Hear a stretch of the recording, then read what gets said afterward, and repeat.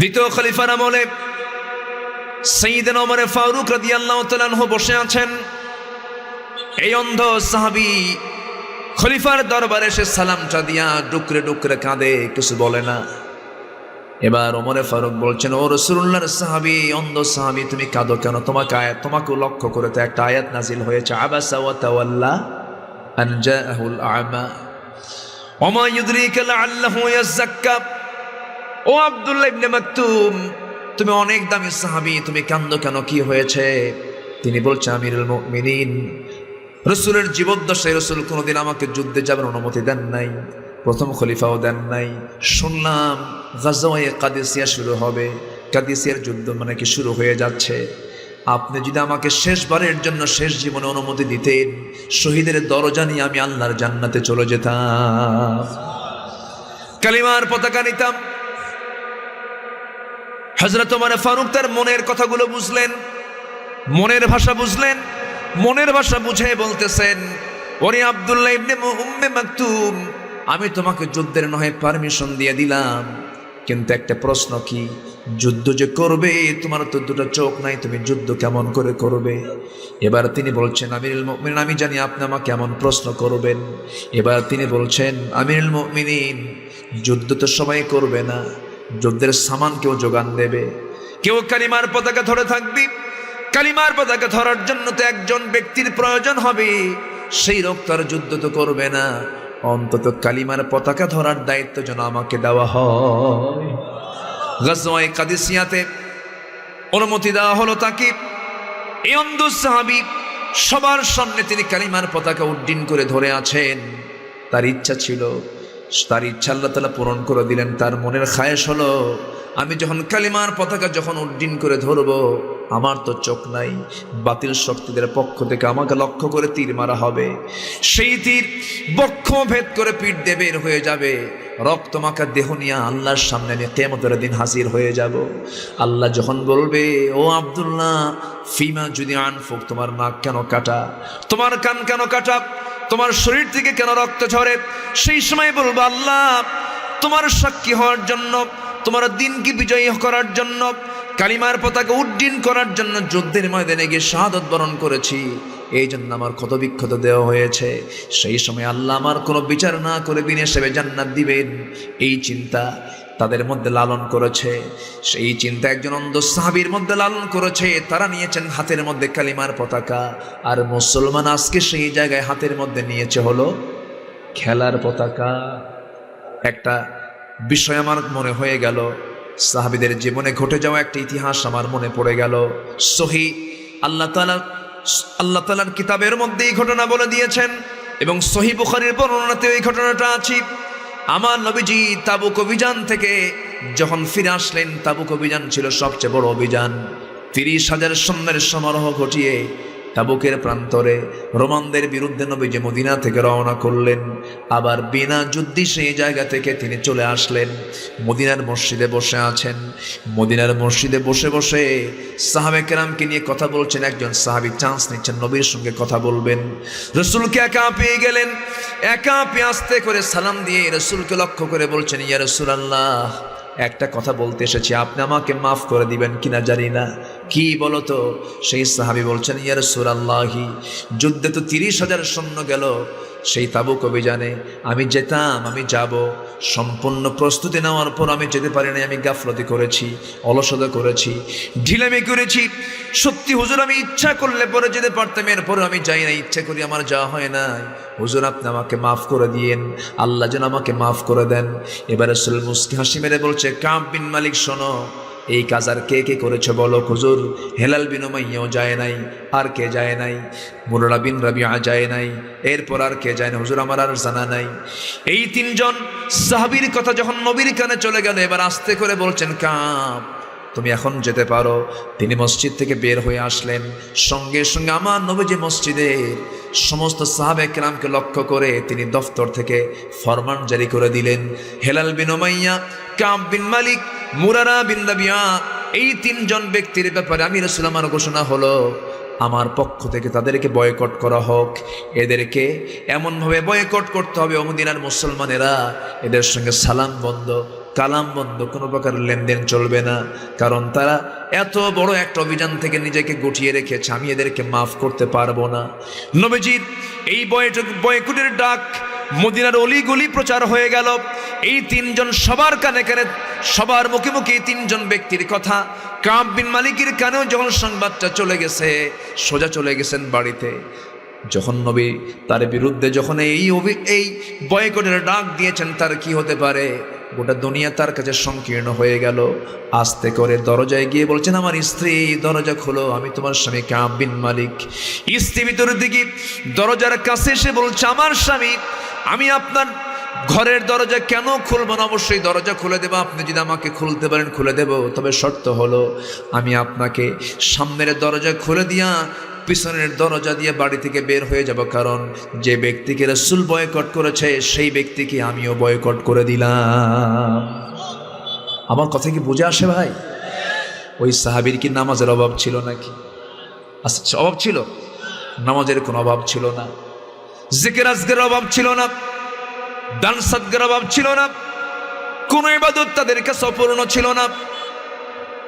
কাব বিন মালিক বাড়িতেও সুযোগ পেলেন না ঠোকার। ঘরের দরজা থেকে বাইরে বের হয়ে ছোট্ট ছোট্ট ফুটফুটে দুইটা বাচ্চা, নিজের সন্তানগুলোকে ডাক দিয়ে বলছেন, সন্তানরা আমার দিকে আগায় আসো, আমি তোমাদের একটু আদর করে দেই। ছোট্ট দুইটা বাচ্চা বলছেন, না না, যাওয়া যাবে না, রাসূল বয়কট করেছেন তোমাকে, আমরা তোমার সামনে যাব না, তোমার আদর আমরা নেব না। সন্তানগুলো দূরে ছিটকে পড়ে গেল, পরিবার ছিটকে পড়ে গেল। কাব বিন মালিক কোথায় যাবেন? কাব বিন মালিক ওই যে সেজদায় পড়ে পড়ে কান্নাকাটি শুরু করে দিলেন, আল্লাহর কাছে তওবা করতে লাগলেন। তওবার দরজা খোলা না বন্ধ? আসতে বলে, তওবার দরজা খোলা না বন্ধ? এখনো তওবার দরজা আছে না নাই? সূরা তওবা আছে না নাই? তওবা করলে কে খুশি হন? কম না বেশি? কম না বেশি? আমার ভাইরা, এই কাব বিন মালিকের জন্য গোটা দুনিয়া তো ছোট হয়ে আসলো। বন্ধু আল্লাহ তার পক্ষে নাই, রাসূলও তার পক্ষে নাই, কারণ বয়কট জারি হয়ে গেছে। সাহাবীদেরকে সালাম দেন, পরিচিত সাহাবী সালামের জবাব নেন না, এড়িয়ে যান। কাব বিন মালিক কাঁদতে কাঁদতে বেকারার হয়ে যাচ্ছেন, সেজদা দিতে বেকারার হয়ে যাচ্ছেন। ওইদিকে হেলাল বিন উমাইয়ার বয়স ৭০ বছর পার হয়ে গেছে, বুড়া মানুষ, চামড়াগুলো কুঁচকে গেছে। হেলাল বিন উমাইয়ার মতো বুড়া মানুষ বয়কটের শিকার হয়ে গেলেন। রাসূল তার বিরুদ্ধে বয়কটের ডাক দিলেন। হেলাল বিন উমাইয়ার কানে যখন সংবাদটা চলে গেছে, হেলাল বিন উমাইয়া করলেন কি, সোজা করলেন কি, বাড়ি থেকে একটা শক্ত দড়ি হাতের মধ্যে নিলেন। শক্ত দড়ি হাতের মধ্যে নিয়ে সোজা মসজিদে নববীর সামনে আসলেন। মসজিদ নববীর সামনে এসে একটা শক্ত খুঁটিতে ওই দড়িটার একটা সাইড বেঁধে দিয়া, দড়ি শক্ত করে বেঁধে নিজের দুইটা হাত দড়ির সঙ্গে লাগায় দিলেন। মুখে দিয়া কামড় মেরে ধরে শক্ত করে দুই হাত বেঁধে বলছেন, হেলাল রে, তোর মতো বড় আসামি এই জমিনে আর নাই, তোর মতো বড় আসামি এই জমিনে নাই, কারণ তোর বিরুদ্ধে নবীজি বয়কটের ডাক দিয়েছে। নবীজি বয়কটের ডাক দিয়ে দেয়, এর চাইতে বড় বড় কপাল লোক এই জমিন আর নাই। আমার বন্ধু রাসূল আমাকে বয়কটের ডাক দিয়েছে। সামনে দুটো হাত বেঁধে থাকা হেলাল বিন উমাইয়া সাহাবীরা যখন মসজিদের মধ্যে নামাজের জন্য ঢোকে, ও ভাই আসসালামু আলাইকুম সালামের জবাব কেউ দেয় না। খাওয়া বন্ধ, খাওয়া বন্ধ, সব কিছু বন্ধ হয়ে গেছে। কিতাবের মধ্যে আসছে ওই হেলাল বিন উমাইয়ার দুটো হাতি ওই রশি দিয়ে বাঁধতে বাঁধতে 40টা দিন যখন চলে গেছে, হাতের এই সাইডগুলো সম্পূর্ণ খাওয়া হয়ে গিয়েছে। সেজদা দিতে দিতে অস্থির হয়ে গেছেন। তওবা করতে করতে চোখের পানি ফুরে যাচ্ছে। আল্লাহর পক্ষ থেকে এখনো ফয়সালা হলো না। মুরারা বিন রাবিআ তিনিও পাহাড়ি গুহার মধ্যে কাঁদতে কাঁদতে অস্থির হয়ে যাচ্ছেন। 40টা দিন যখন পার হয়ে গেল, আল্লাহর কাছে তাদের তওবা কবুল হয়ে গেছে। ওয়া আলা সালাসাতিল্লাযীনা খুলিফু, এই আয়াতটা যখন নাজিল হয়ে গেল, নবীর কাছে যখন আয়াতটা চলে এলো, সবচাইতে বেশি খুশি হয়েছেন আমার নবী মুহাম্মদ সাল্লাল্লাহু আলাইহি ওয়াসাল্লাম। দারুণ খুশি হয়ে গেলেন। খুশি হয়ে বলছেন, ওরে ওমর, আমার কাব বিন মালিক কোথায়? আমার কাব বিন মালিককে আমার সামনে নিয়ে আসো। আমি আমার দরজা তার জন্য বন্ধ থাকলেও আমার আল্লাহর দরজা তার জন্য খোলা ছিল রে। যেরকম সুবহানাল্লাহ। এই সূরা রহমানের শুরুতে আল্লাহ রাব্বুল আলামিন রহমান শব্দ তার গুণবাচক নামটা প্রয়োগ করে বলছেন, ও বান্দা শোনো, আমার যে দয়া, আমি যে রহমান, তোমাকে দয়া করে কি করেছি? এক নাম্বার, আমার আপনার জন্য তিনি কি দিয়েছেন? আর রহমান আল্লামাল কুরআন খালাকাল ইনসানা আল্লামাহুল বায়ান। রহমানকে আল্লাহ রাব্বুল আলামিন বলেন, ইন্নামা ওয়ালিয়্যুকুমুল্লাহু ওয়া রাসূলুহু والذين آمنوا الذين يقيمون الصلاة ويؤتون الزكاة وهم راكعون ومن يتول الله ورسوله والذين آمنوا فإن حزب الله هم الغالبون। জোরে বলুন আল্লাহু আকবার। সূরাতুল মায়েদা 55 এবং 56 নম্বর আয়াত আল্লাহ রাব্বুল আলামিন বান্দাকে ডাক দিয়ে বলছেন, বান্দারে, তোমাদের জীবনে তোমরা যদি কোনো বন্ধু নির্বাচন করতে যাও, তোমাদের জীবনে তোমরা 3টা বন্ধু সিলেকশন করো। নাম্বার 1, তোমার জীবনের 1 নাম্বার, একমাত্র কেবলমাত্র শুধুমাত্র বন্ধু হবে তোমার 1 নাম্বার কে? আমার নখটা নিচের দিকে না উপরের দিকে? আমার সেই বন্ধুটা কে বলেন? তিনি আছেন কোথায়? আর রহমানু আলাল আরশি ইস্তাওয়া। আমার আল্লাহ তাআলা আরশ আজিমের সমাসীন আছেন। তিনি তো অনেক দূরে, তার আরশ আজিম। আমি তাকে 1 নাম্বার বন্ধু বানাবো কেমন করে? তিনি তো অনেক দূরে আছেন। হয়তো চিন্তা আসতে পারে, কিন্তু আল্লাহ বলছেন, বান্দারে, আমার তো ইলম সব জায়গায় থেকে যায়, সে ইলমের দিক থেকে আল্লাহ তাআলা আরেক জায়গায় বলছেন, ওয়া নাহনু আকরাবু ইলাইহি মিন হাবলিল ওয়ারিদ। আমি তোমার স্কন্দ শিরার চেয়েও নিকটে থেকে যাই। তুমি কি করো? তোমার চক্ষু কি খেয়ানত করে? তোমার চক্ষু কোন দিকে ফাঁকি দিয়ে অন্যদিকে তোমার চোখটা চলে যায়, এটা আমি জানি। এবং তোমার অন্তরে তুমি কি দানা বেঁধেছো, মা তুখফিস সুদূর, তোমার অন্তরে তুমি কি গোপন করে রেখেছো, এটা আমি আল্লাহ জানি। পৃথিবীর কোনো প্রশাসন, পৃথিবীর কোনো প্রশাসক বান্দার মনের গ্রাহ্যতে গিয়ে মনের কোনো কথা বের করতে পারে না। কিন্তু আমার আল্লাহ এমন রব, তার রাজত্ব এত বিশাল যে বান্দার অন্তর জগতের সমস্ত তথ্য আমার আল্লাহ জেনে যান। জোরে কোন সুবহানাল্লাহ। যিনি আমার অন্তরের খবর রাখেন, যিনি আমার সকল দুঃখ বোঝেন, যিনি আমার সকল কিছুর সব বিষয়ে যিনি আমার সর্বাধিক জ্ঞাত, তিনি তো আমার বন্ধু হতে পারবেন। এই পৃথিবীর সকল মানুষ কেউ কি আমার পুরনো চাহিদা পূরণ করতে পারবে নাকি? আমার সকল চাহিদা পূরণ করার একমাত্র যোগ্যতা কার? আসতে বলবেন না কার? আমাকে চালান কে? আমাকে খাওয়ান কে? আমাকে পড়ান কে? আমাকে দেখেন কে? আমাকে শোনেন কে?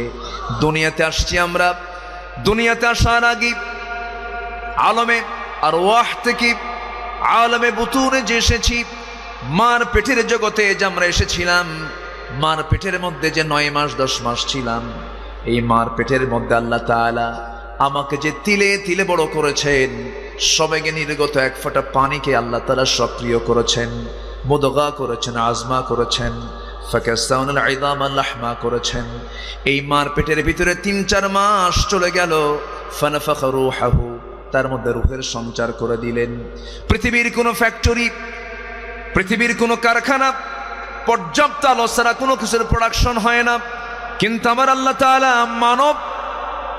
মানব গোষ্ঠীর প্রোডাকশন হিসাবে মার পেটটাকে সিলেকশন করেছেন। সেই মার পেটের মধ্যে আমি আপনি পয়দা হয়েছি, ধীরে ধীরে বড় হয়েছি। সেই জায়গায় কোনো কি আলো ছিল নাকি? কোনো বাতির ব্যবস্থা ছিল নাকি?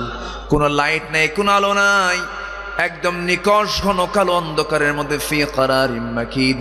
সেই মার পেটের মধ্যে তিলে তিলে আমাকে সূক্ষ্ম থেকে সূক্ষ্ম করে বানালেন কে? কে বানালেন? সেই বানানোতে কোনো খুঁত থাকলো না। তুমি কার তসবিহ জপো? আরশ আজিমের মালিকের তোমার তসবিহ জপতে হবে। যিনি সবার উপরে আছেন, সবচেয়ে বেশি ক্ষমতা রাখেন। আল্লাহ রাব্বুল আলামিন সুন্দর করে সেই জন্য রাসূলকে জানিয়ে দিচ্ছেন। মক্কি সূরা আল্লাহ রাব্বুল আলামিন বলছেন, সাব্বিহিসমা রাব্বিকাল আ'লা আল্লাযী খালাকা ফাসাওয়া ওয়াল্লাযী কদ্দারা ফাহাদা ওয়াল্লাযী আখরাজাল মারআ ফাজআলাহু গুসাআন আহওয়া। জোরে বলুন আল্লাহু আকবার। পবিত্রতা ঘোষণা করবে কার? যিনি শুধু উপরে না সবার উপরে, শুধু উপরে না সবার উপরে। শুধু উপরে যদি হতেন তাহলে সাব্বিহিসমা রাব্বিকাল আ'লা, শুধু আলা হয়ে যেত। কিন্তু আমার আল্লাহ শুধু আলা নন, আ'লা সবচেয়ে উপরে, সুপারলেটিভ ডিগ্রি, ইসমে তাফজিলের সিগা। সবার উপরে যিনি আছেন তিনি কে বলুন? আসতে বলবেন না তিনি কে? তিনি কত উপরে আছেন, কেমন উপরে আছেন? আমরা আমাদের চর্মচক্ষু দিয়ে যদি দেখতে পাই, আমরা আমাদের চোখের সামনে আগে মেঘ দেখতে পাই, মেঘের পরে আমরা দিনের বেলা ফুটন্ত প্রদীপ্ত সূর্যকে দেখতে পাই, রাতের বেলা আমরা আলোকিত চাঁদকে দেখতে পাই, সাথে সাথে জোনাকির মতো মিটিমিটি করে জ্বলা কিছু তারকা দেখতে পাই। সেই তারকার উপরে আবার দিনের বেলা ব্লু স্কাই দেখতে পাই, নীল আকাশ দেখতে পাই, এরপরে আর কিছুই দেখতে পাই না। আমার আল্লাহ তাআলা কি সেই আকাশের উপরে শুধু নাকি? আমার আল্লাহ শুধু এক আকাশের মালিক নন, আমার আল্লাহ হচ্ছেন সাবআ সামাওয়াত, 7 আকাশের মালিক। জোরে বলেন সুবহানাল্লাহ। একটু তথ্য দেওয়ার চেষ্টা করছি। আমার আল্লাহ কেন বন্ধু হবেন না? বন্ধু হওয়ার সকল দিক এবং বিভাগ তার মধ্যে আছে। যার হাতে আমার প্রাণ, আমার রূহটা, ইয়াসআলুনাকা আনির রূহ কুলির রূহু মিন আমরি রব্বি, আমার রবের নির্দেশে চলে। সে আল্লাহ তাআলা কত দূরে আছেন, আল্লাহ তাআলার আরশ আজিমটা কত দূর, একটু জানার চেষ্টা করি। আমার ভাইরা, আমরা যেখানে বসে আছি এই জায়গা থেকে সূর্য যদিও চোখে ছোট্ট দেখি, সূর্য কি মূলত ছোট না বড়? শুধু বড় না, অনেক গুণ বড়। বিজ্ঞানীদের ধারণা পৃথিবী থেকে সূর্য 13 লক্ষ গুণ বড়। মনে হয় ছোট হয়ে গেছে। জোরে বলেন না সুবহানাল্লাহ। সূর্য থেকে আবার কিছু তারকা আছে, রাতের বেলা মিটিমিটি করে জ্বলে। সেই তারকা বেটেল জুইস, এটা তারকা সূর্যের চাইতে 33 কোটি গুণ বড়। সুপারনোভা, আড্রা, প্রক্সিমা সেন্টারাই, এই যে বিশাল স্টারগুলো, তারকাগুলো, এগুলো আবার এক একটা গ্যালাক্সির ভিতরে 500 বিলিয়ন তারকা থাকে। 500 বিলিয়ন তারকা মিলে এক একটা গ্যালাক্সি। কোটি কোটি গ্যালাক্সি আল্লাহ তাআলা মহাশূন্যে ঝুলিয়ে রেখেছেন। একটু আসতে বলুন সুবহানাল্লাহ, জোরে বলুন সুবহানাল্লাহ। কে চালান? আসতে বলবেন না, কে চালান? ثم رجع البصر كرتين ينقلب اليك البصر خاسئا وهو حسير। তোমার চোখ ক্লান্ত হয়ে ফিরে আসবে, তুমি চিন্তাই করতে পারবা না। বিশাল মহান কে? আসতে বলবেন না, কে? আল্লাহ। এ তো বললাম মহাশূন্যের কথা। আবার এই মহাশূন্যের ভিতরে এই দুনিয়ার মানুষ 70 দশকে চাঁদের দেশে গিয়েছিল, চাঁদের দেশ সফর করে এসেছে। সে মানুষ যদি মনে মনে চিন্তা করে, চাঁদ তো দেখলাম, তারকার দেশ একটু দেখবো, তারকার দেশ একটু খুঁজে বেড়াবো। যদি কেউ তারকার দেশে যেতে চায়, পৃথিবীর সবচেয়ে কাছের তারকার দেশ হলো প্রক্সিমা সেন্টারাই। প্রক্সিমা সেন্টারায় যদি কেউ যেতে চায়, বর্তমান দুনিয়ার সবচেয়ে দ্রুতগামী যানবাহন হলো অ্যাপোলো 11। অ্যাপোলো 11-এর পার আওয়ার গতি হলো, পার আওয়ার স্পিড হলো 39,000 কিলোমিটার। এই গতিবেগে যদি কোনো বান্দা ওই অ্যাপোলো 11-এ চড়ে যদি ওই তারকার দেশে যেতে চায়, সবচেয়ে নিকটবর্তী তারকা পৃথিবীর প্রক্সিমা সেন্টারে যদি যেতে চায়, জরিপ করে দেখা গেছে তার সময় লেগে যাবে 1,15,000 বছর মাত্র। যাবেন কারা? হাত তোলেন। সম্ভব? সম্ভব? বাঁচবেন কয়দিন? যাবেন কখন? সম্ভব না। তাহলে আমার আল্লাহ কত দূরে আছেন? আরশ আজিমটা কত দূরে, কত উপরে, সবার উপরে। এই তো এগুলো মহাশূন্যের কথা। এরপরে আছে আকাশ, এরকম সাবআ সামাওয়াত। আবার ব্যাখ্যা এসেছে প্রথম আকাশের তুলনায় দ্বিতীয় আকাশটা এত বড়। মরু সাহারার মধ্যে যদি কেউ তার হাত থেকে, আঙ্গুল থেকে যদি আংটি ফেলে দেয়, আংটির তুলনায় যেমন, সাহারার তুলনায় যেমন আংটিটা ছোট, দ্বিতীয় আকাশের তুলনায় প্রথম আকাশ তেমনই ছোট। জোরে কান সুবহানাল্লাহ। এইরকম করে 6টা মহাশূন্য, 6টা আকাশ। এরপর আল্লাহ তাআলা তার সিদরাতুল মুনতাহা রেখে দিয়েছেন, ইনদা সিদরাতিল মুনতাহা। এরপরে 7 আকাশ, 7 আকাশের উপর আল্লাহ তাআলা আরশ আজিম। আল্লাহ বলছেন, বান্দারে আমি সব কিছু দেখি।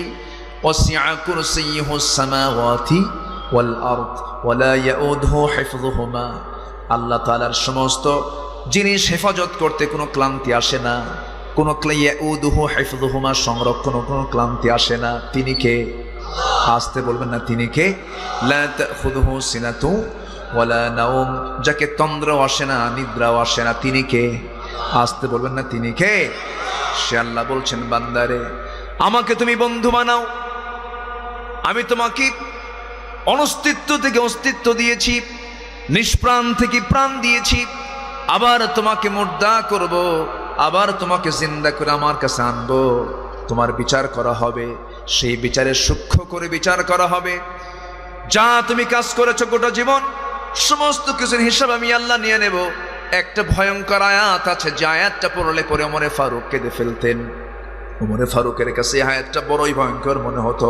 ফামান ইয়ামাল মিসকাল যাররাতিন খায়রান ইয়ারাহু ওয়া মান ইয়ামাল মিসকাল যাররাতিন শাররান ইয়ারাহু।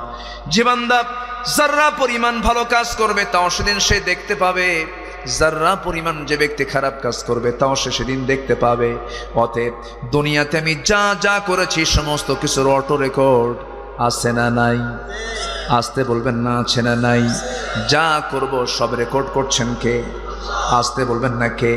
অতএব যিনি রেকর্ড করে রাখছেন বিচার করার জন্য, বন্ধু বানাতে গেলে আমরা 1 নম্বর বন্ধু বানাবো কাকে? কাকে বন্ধু বানাবো? আল্লাহকে। আল্লাহ বলছেন, বান্দা তুই আমার দিকে, আমাকে পছন্দ করে, আমাকে মহব্বত করার জন্য আমার দিকে 1 হাত আগাবি, আমি তোর দিকে 10 হাত আগাবো। তুই আমার দিকে হেঁটে হেঁটে আসবি। ইদা তাকাররাবাল আবদু ইলাইয়া, যখন কোনো বান্দা আমার দিকে হেঁটে হেঁটে আসে, আমি তার দিকে দৌড়ে দৌড়ে যাই। জোরে বলি সুবহানাল্লাহ। ওয়াসারিউ ইলা মাগফিরাতিন মির রাব্বিকুম ওয়া জান্নাতিন আরদুহাস সামাওয়াতি ওয়াল আরদ উইদ্দাত লিল মুত্তাকিন। আমরা জান্নাতের দিকে অবহেলা করে যাব না, জান্নাতের দিকে আমরা দৌড়ে দৌড়ে যাব। জোরে বলি ইনশাআল্লাহ, আরো জোরে বলি ইনশাআল্লাহ। জান্নাত কোথায়? আমরা তো আল্লাহর ঠিকানা জান্নাত। আল্লাহ কি শুধু শুধু উপরে না, সবার উপরে।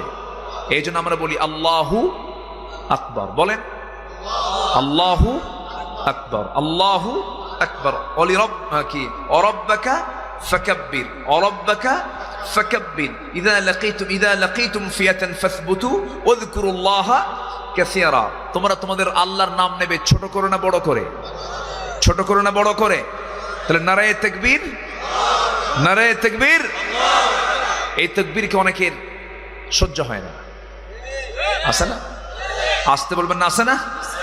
কোথায় যেন কোন একজন ব্যক্তি জনসভায় স্লোগান দিয়েছেন নারায়ে তাকবীর আল্লাহু আকবার। এটা নিয়ে তুল কালাম শুরু হলো। বলল যেটা নির্দিষ্ট কোনো দলের স্লোগান। যারা মনে করে যে নারায়ে তাকবীর নির্দিষ্ট কোনো দলের স্লোগান, মুসলমানের স্লোগান নয়, তার ঈমান বিতর্কিত। ঠিক কি না? এই স্লোগান বদরের, এই স্লোগান উহুদের, এই স্লোগান খন্দকের, এই স্লোগান মুসলমানদের জাতীয় স্লোগান।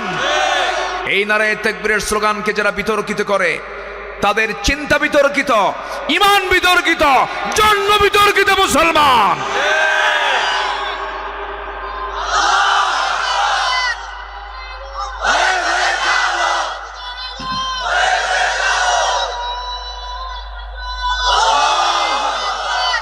সম্মানিত ভাইয়েরা, আমরা কি স্লোগান দেব? জালো জালো।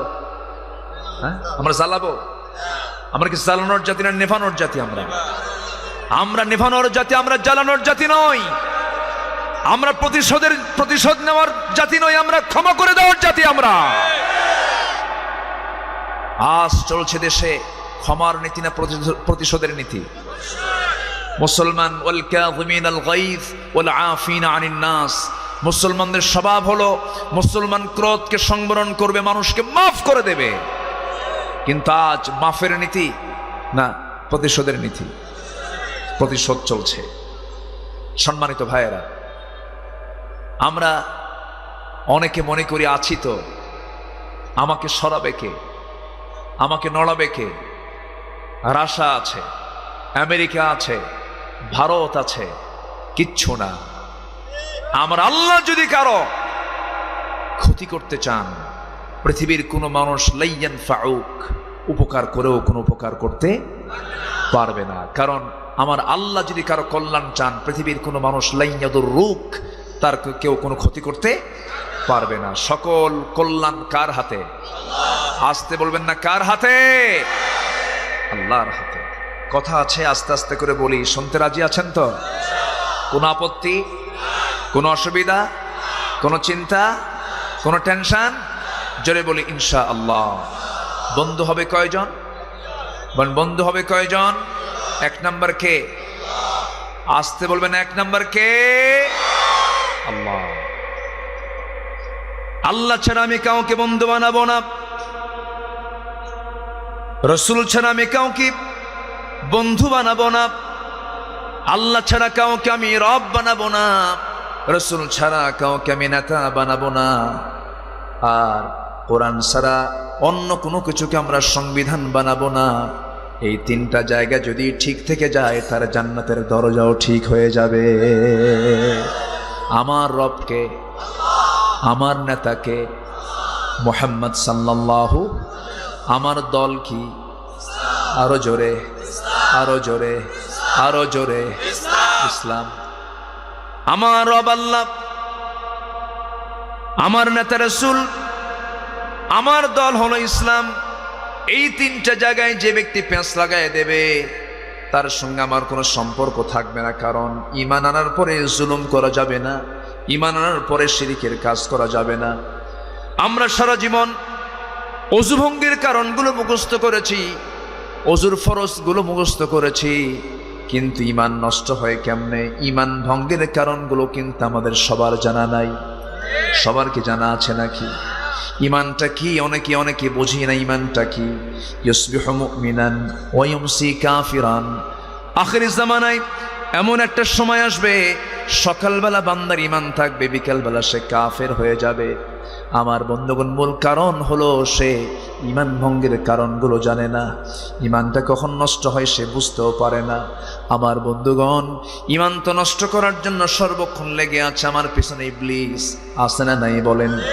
আসতে বলবেন না, আছে না নাই? আছে। ঈমান নষ্ট হয়ে যায় কখন? আল্লাহ তাআলা বলেন, ওয়াল্লাযীনা আমানু ওয়ালাম ইয়ালবিসু ঈমানাহুম বিযুলমিন উলাইকা লাহুমুল আমনু ওয়া হুম মুহতাদুন। ঈমান যারা আনবি এবং ঈমান আনার সঙ্গে সঙ্গে যারা ঈমানের সাথে যারা জুলুমকে যখন মিশ্রণ করবে না, ঈমানকে জুলুমের দ্বারা আবৃত করবে না, ওই সমস্ত বান্দাই নিরাপদে থেকে যাবে, তারাই হেদায়েত প্রাপ্ত হয়ে যাবে। কিন্তু যদি কেউ জুলুমটাকে যদি ঈমানের সঙ্গে যদি লেগে দেয়, জুলুম মানে হলো শিরক। ইন্না শিরকা লাযুলমুন আযীম। শিরক হলো ঈমানের নাপাকি। ইন্নামাল মুশরিকুনা নাজাসুন, ইন্নামাল মুশরিকুনা নাজাসুন। মুশরিকরা হলো নাপাক। নাপাক দু প্রকার। পেশাব গায়ে লাগলে পরে নাপাক হয়ে যায়, সহবাস করলে পরে ফরজ গোসল হয়ে যায়, গোসল ফরজ হয়ে যায়, এটা হলো এক প্রকার নাপাকি। আর যদি কোনো বান্দা ঈমান আনার পরে যদি কোনো শিরকের কাজ করে ফেলে, এটা তার কিসের নাপাকি হলো? ঈমানের মধ্যে তার অপবিত্রতা চলে আসলো, এটা একটা আলাদা নাপাকি। এই জন্য বন্ধুগণ, সব গুনাহ মাফ হলেও আল্লাহর কাছে, আল্লাহর আদালতে একটা গুনাহ কখনো মাফ হবে না, সেটা হচ্ছে শিরকের গুনাহ। এটা হচ্ছে ঈমান ভঙ্গের এক নাম্বার কারণ। ঈমান ভঙ্গের এক নাম্বার কারণ। শিরক সমাজে আছে না নাই? আসতে বলবেন না, আছে না নাই? সমাজ আবু জেহেলের আইন থাকবে, সুদ থাকবে, জেনা থাকবে, মদের বোতল থাকবে, সন্ত্রাসী থাকবে, খুন রাহাজানি থাকবে, আর তুমি শুধু জিকির করবা। এত সস্তা আমল দিয়ে জান্নাত পাওয়া যাবে না। জান্নাত পেতে হলে যে জান্নাতের তালাশ করেছেন সাহাবে কেরাম, যে পন্থায়, সেই পন্থায় আমাকে আপনাকে অবলম্বন করতে হবে। আহাসিবান নাস আন ইউতরাকু আন ইয়াকুলু আমান্না ওয়া হুম লা ইফতানুন। মানুষের ধারণা ঈমান এনেছি এতটুকুন বললে আমি তাকে ছেড়ে দেব? পরীক্ষা করব না? অবশ্যই পরীক্ষা করা হবে। কার কথা? আসতে বলবেন না, কার কথা? আল্লাহর কথা। নাম হলো ঈমান আলী। কি নাম? নাম ঈমান আলী। ওর ঈমান আর কে ছাড়ে? নাম হলো ঈমান আলী। ফজর পড়ে না, নাম হলো ফজর আলী। ঘুম থেকে যারা সকাল 10টার দিকে ওঠে, নাম হলো আতর আলী। গাজার গন্ধে কাছে যাওয়া যায় না, আছে না? নাম হলো, এই সমস্ত নাম দিয়ে কোনো কাম হবে না। নাম হলো হিম্মত আলী। সাইকেলের চাকা বাস্ট হলে হার্ট স্ট্রোক করে, ওই হিম্মত আলী নাম দিয়ে কোনো কাম হবে না। আতর আলী নাম দিয়ে কোনো কাম হবে না। নাম দিয়ে কোনো কাম হয় না, কাম দিয়ে নাম হয়। আল্লাহ তাআলা বলছেন, বান্দারে আমার কাছে যদি পুরস্কার পেতে চাও, ও আমিলা সালিহান, নেক কাজ, ভালো কাজ করে আমার কাছে আসতে হবে। ও আমিলুস সালিহাত, ভালো কাজ করে আমার সামনে হাজির হতে হবে। হুসনে খুলক নামক ওজনওয়ালা চরিত্র নিয়ে আমার কাছে আসতে হবে। আমি তোমাকে সুন্দর জান্নাতটা দিয়ে দেব। এই জন্য আমার ভাইয়েরা, আমরা যেহেতু ঈমান এনেছি, ঈমানটা ভালো করে আনবো। ইয়া আইয়ুহাল্লাযীনা আমানু আমিনু, ভালো করে তোমার ঈমান আনো। কার কথা? আসতে বলবেন না, কার কথা? আল্লাহর কথা। আল্লাহকে বন্ধু বানাতে গেলে আল্লাহর যত হুকুম, আল্লাহর যত আহকামগুলো আছে, কোনো শর্ত দেওয়া যাবে না। বিনা শর্তে সবগুলোকে মেনে নিতে হবে। আল্লাহ তাআলা বান্দার জন্য যে বিধানগুলো দিয়েছেন, সমস্ত বিধানগুলো বান্দার অকল্যাণ না কল্যাণ? বান্দার কল্যাণ না কল্যাণ? কল্যাণের জন্য আল্লাহ তাআলা দিয়েছেন। আমি আল্লাহকে ভালোবাসি, আল্লাহকে বন্ধু বানিয়ে নিয়েছি, আল্লাহর জিকির করছি সকাল সন্ধ্যা। কিন্তু আল্লাহ তাআলা যে বিধানগুলো দিয়েছেন, সেই বিধানগুলোকে সমাজে কার্যকর করার জন্য যে কার্যকরী পদক্ষেপ নেওয়া দরকার, সেই ক্ষেত্রে আমার কোনো ভূমিকা নাই। এটা আল্লাহকে ভালোবাসা হলো না, এটা আল্লাহর আনুগত্য হলো না, আল্লাহকে বন্ধু মনে করো না, এটা হলো না। এই জন্য আল্লাহ বলছেন, বান্দারে তোমরা কি করবে? তোমাদের জীবনের 1 নাম্বার বন্ধু বানাবে কাকে? আসতে বলবেন না, কাকে? আল্লাহ কি তার পক্ষ থেকে আমাকে কোনো কিছু দেওয়া কি বাদ দিয়েছেন নাকি? কোনো কিছু দেওয়া বাদ দিয়েছেন নাকি? মাথা থেকে পা পর্যন্ত আল্লাহ বলছেন, অফি আনফুসিকুম আফালা তুবসিরুন। সূরা জারিয়াতের মধ্যে এসেছে, মাথা থেকে পা পর্যন্ত তুমি তোমার নিজের চক্ষু দিয়ে দেখো তো, আমি আল্লাহ তোমার কোনো কিছু গ্যাপ রাখছি নাকি? কি সুন্দর যৌবন তোমাকে দিয়েছি, টানা টানা চক্ষু তোমাকে দিয়েছি, 2টা ঠোঁট দিয়েছ, ওয়ালিসান ও শাফাতাইন দিয়েছি। আমি তোমাকে এত সুন্দর করে বানিয়ে দিয়েছি, ব্যালেন্স করে দিয়েছি, সমতা রক্ষা করে দিয়েছি।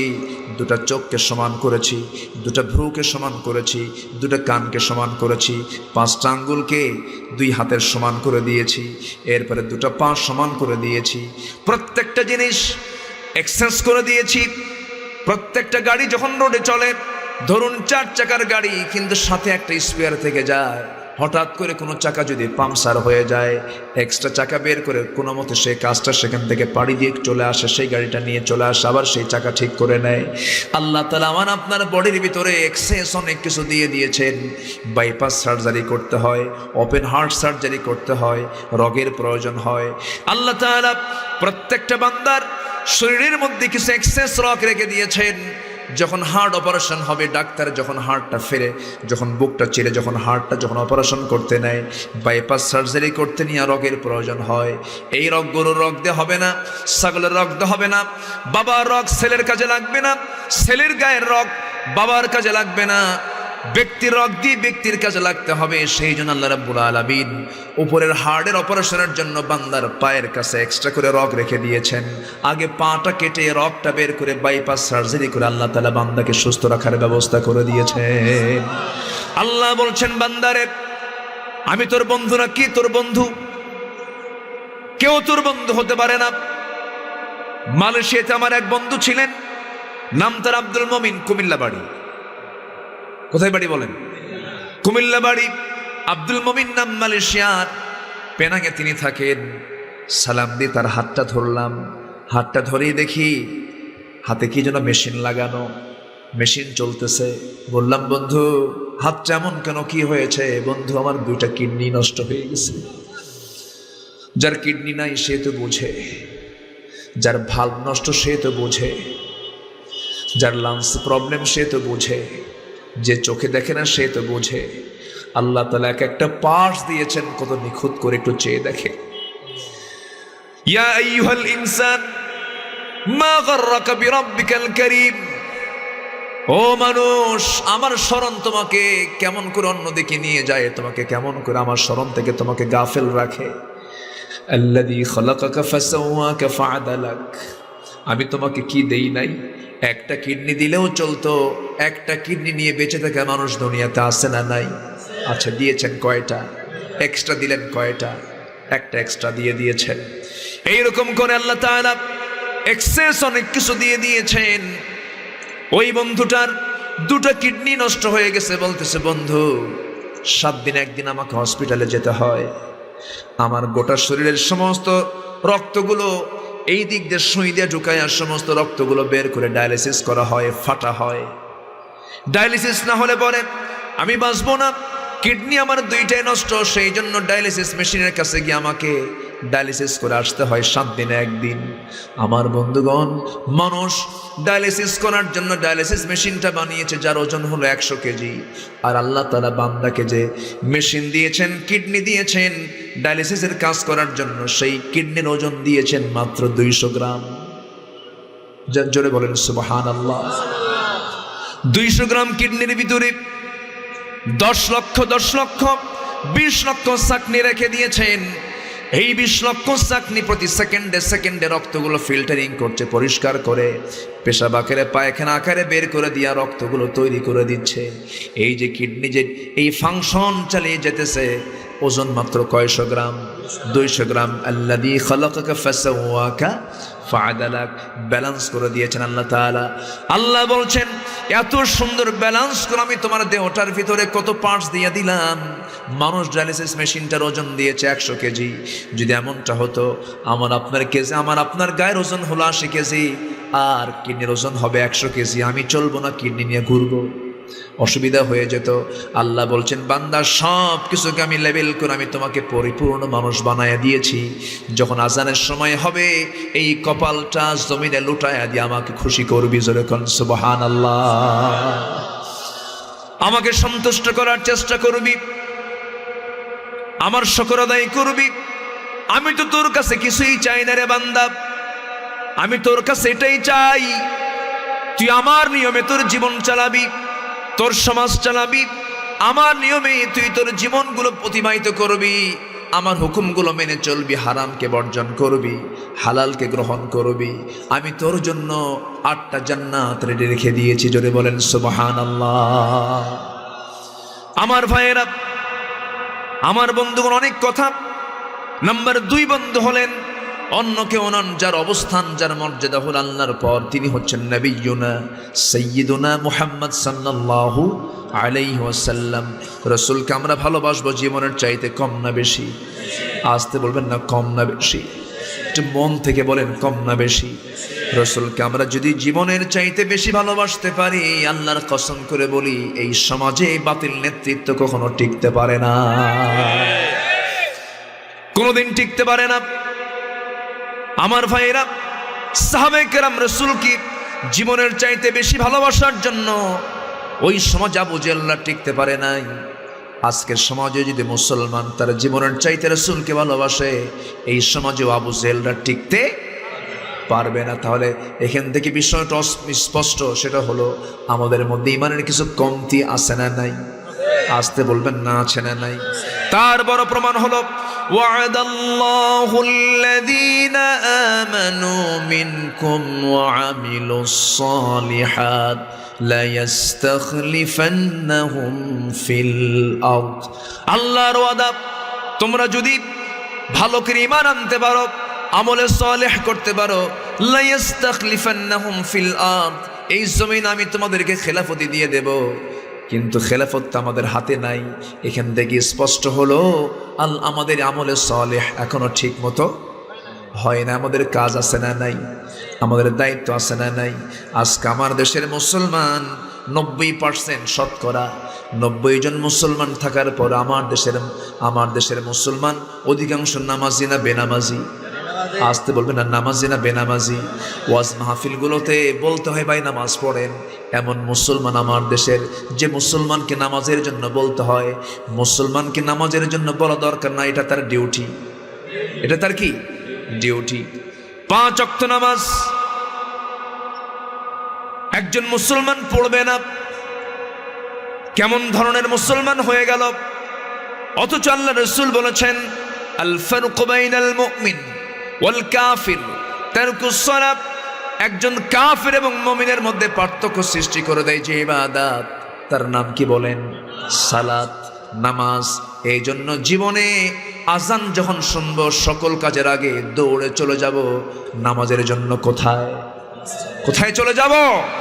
মসজিদ। আল্লাহ বলছেন যে তুই যদি আমার প্রেমে, আমার বন্ধুত্বের পরিচয় দিয়ে তোর দিল যদি লটকিয়ে রাখিস মসজিদের সাথে, আমি তোকে আমার আরশের ছায়ার নিচে স্থান দিয়ে দেব। আরশ কোথায়? আরশ কোথায়? আসতে বলে শুধু উপরে না, সবার উপরে।